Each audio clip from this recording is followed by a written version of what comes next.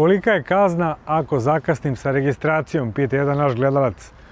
Danas registracija prosječnog automobila uglavnom ne košta manje od 30.000 dinara, čovjek nema novac baš tog dana da produži registraciju kad mu ističe i pita šta sad da radi i kolike su kazne. Visina kazne zavisi od toga koliko je proteklo dana od momenta kada budete snimljeni da upravljate neregistrovanim vozilom. Znači, na pitanje šta se dešava kad istekne registracija, ne dešava se ništa. Ako ne vozite.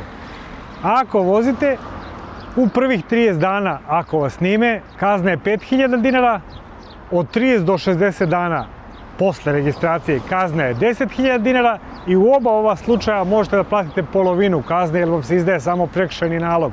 Nema zabrane, nema poena, nema ništa. Ako prođe 60 dana, onda je kazna od 10 do 20.000 dinara plus sudski troškovi. Jer onda morate na sud, kod sudije, sudija će da odredi visinu kazne, platit ćete i sudske troškove i dužni ste da vratite registarske tablice. Do 60 dana možete da ih zadržite i ponovo dobijate isti registarski broj kada produžite registraciju, a ako istekne 60 dana morate da vratite tablice. Inače, otkrivanje ovih prekršaja je vrlo jednostavno, nemojte se oslanjati na to da ćete negde krišom dovesti se do tehničkog pregleda da vas niko neće snimiti. Sve kamere koje se koriste za video nadzor saobraćaja snimaju i ove prekršaje. I to automatski uz pomoć savremene tehnologije bez angažovanja saobraćajne policije.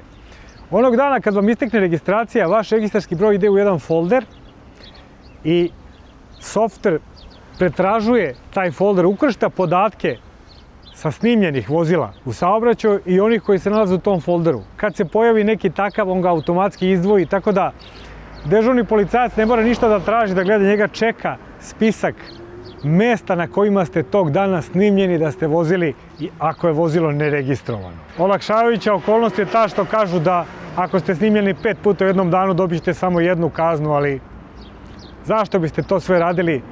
Pravo da produžite registraciju imate 30 dana pre isteka. Mislite o tome na vreme, pripremite novac.